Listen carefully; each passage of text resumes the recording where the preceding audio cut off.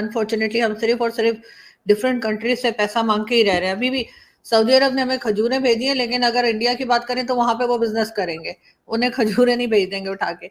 मगर बात वही है कि हम कंपेयर नहीं कर रहे, लेकिन सर फिर भी हम सीख क्यों नहीं जाते। आपको बताएं, सऊदी अरब का पाकिस्तान का तोहफा 100 टन खजूर पाकिस्तानी इंतजामिया के हवाले कर दी। सऊदी सिफारत खाने में तकरीब का इनेकाद किया गया।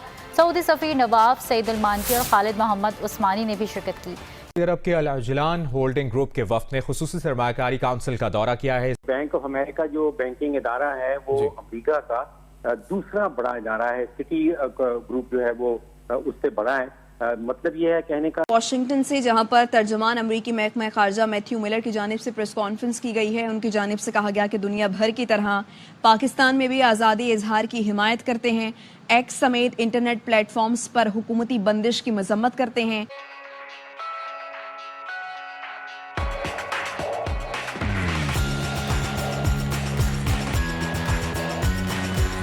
हम बांग्लादेश से या भारत से कुछ सीखने को तैयार क्यों नहीं? हमने तो दुश्मन बना रखा है। हम ये कब तक टेक्स्ट बुक्स में पढ़ाते रहेंगे कि भारत हमारा दुश्मन है? सही कह रही हैं आप। देखिए, ये स्टेट्स की पॉलिसी होती है। इंडिया के अंदर भी यही पढ़ाया जाता है या बोला जाता है। ठीक है, मैं भी वो नहीं उसमें जाता, लेकिन इंडिया के अंदर भी तो ये डिस्कशन होती है कि कौन पाकिस्तान के बारे में क्या सोचते हैं। जनरल पब्लिक की बात कर रहा हूँ, ठीक है। तो जो उनको लीडरशिप देती है, ठीक है, जब अमित शाह साहब या राजनाथ सिंह साहब ये कहते हैं कि हम कश्मीर ले लेंगे, हम गिलगित बल्तिस्तान ले लेंगे, तो क्या है वो क्या होता है? इसका मतलब एनिमोसिटी है ना, ठीक है। सो मैं समझता हूँ कि ये जो पॉलिटिकल क्लास है दोनों तरफ और जो इंटरेस्ट ग्रुप हैं, दे डू इट।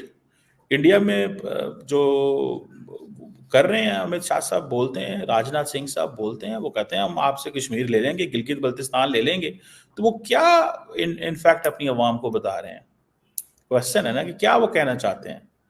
अभी इलेक्शन आया है तो इलेक्शन के लिए बातें कर रहे हैं, या कि वो समझते हैं कि नहीं हम वाकई ले लेंगे।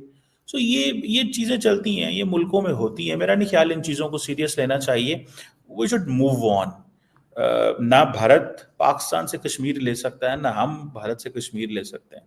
सो सच बोलें, सीधी बात करें, मुल्क के लिए बात करें और अवाम के लिए बात करें और इन चीज़ों से बाहर निकलें।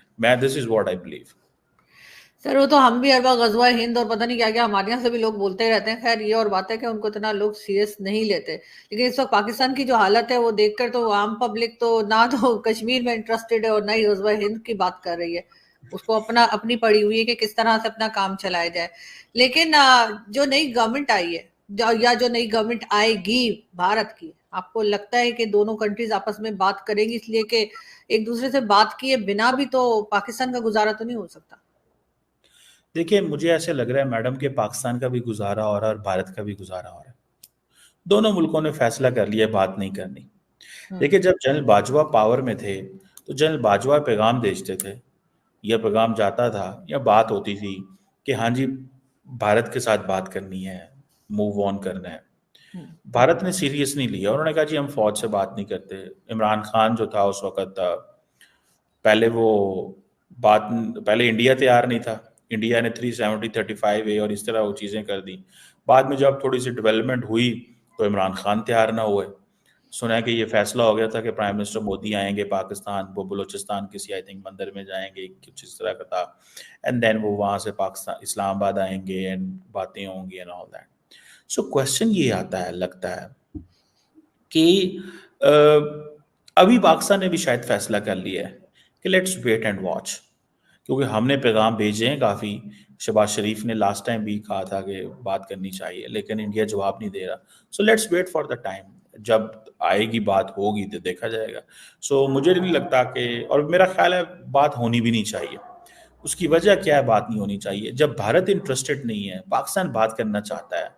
और भारत क्यों नहीं बात करना चाहता? वो समझता है कि ये पॉलिटिकली कमज़ोर हैं, इकोनॉमिकली कमज़ोर हैं, हम क्यों इनको मेन स्ट्रीम करें, क्यों हम इनको इंसेंटिव दें, क्यों हम इनको फ़ायदे दें।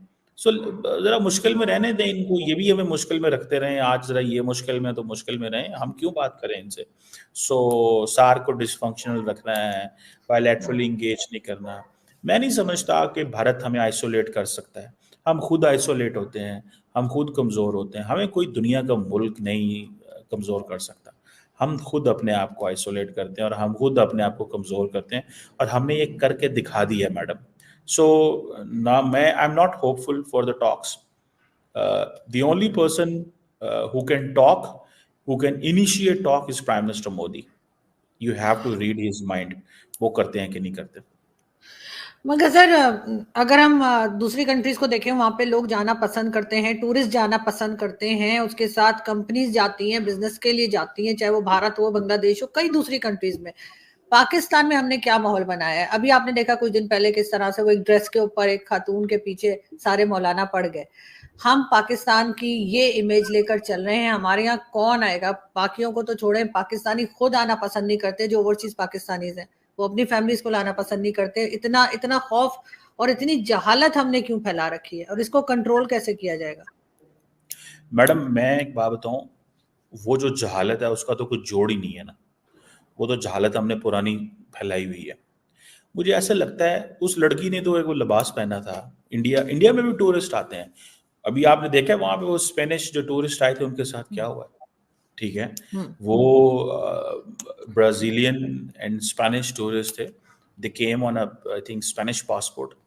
उस खातून के साथ जो जुल्म और ज्यादती हुई है, जो कुछ हुआ है, आई पर्सनली बिलीव कि ये हमारे ओवरऑल अभी ना साउथ एशिया में मसले हैं, अभी we have to grow up, अभी ग्रो अप होने की ज़रूरत है। भारत में कोई आता है, खातून आती है, तो उसके साथ ये जो जो दो स्पेनिश लोगों के साथ हुआ है, इससे पहले मुझे याद है एक आई थिंक इस्लामाबाद में एक खातून आ गई थी, तो लोग उसके पीछे पीछे भाग रहे, तस्वीरें खिंचवा रहे हैं, वो बेचारी भाग गई, पता नहीं उसको क्या हुआ।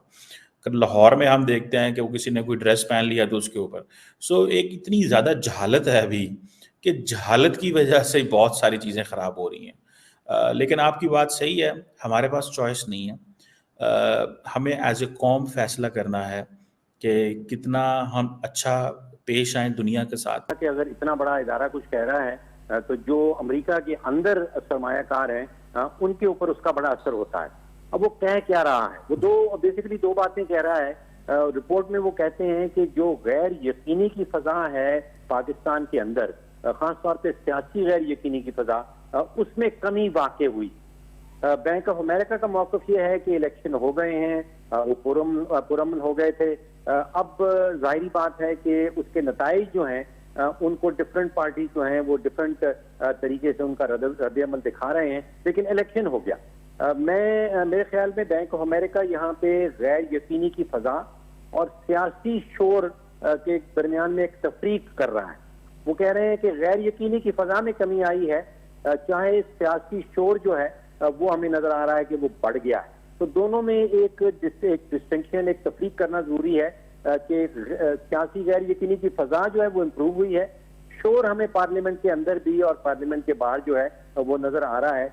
बैंक ऑफ अमेरिका इसका ये नतीजा निकालता है कि पाकिस्तान के जो डॉलर के बॉन्ड हैं उनकी कीमत बढ़ जाएगी। अच्छा, तो वो अपने सरमायाकारों को ये एडवाइस कर रहा है, ये मशवरा दे रहा है, ये तजवीज़ दे रहा है कि आप अपनी जो सरमायाकारी है बॉन्ड्स के अंदर वो बढ़ा लें। यानी कि एक मार्केट रेट होता है कि मार्केट में पाकिस्तान का बॉन्ड जो दुनिया के, अगर आपका एक पोर्टफोलियो है और आपने लगता है कि उसका 2% जो है वो पाकिस्तान के बॉन्ड्स में डाला है, तो उसको हम कहते हैं मार्केट वेट। अब बैंक ऑफ अमेरिका ये कह रहा है कि आप उसका मार्केट वेट से ओवर वेट कर लें, यानी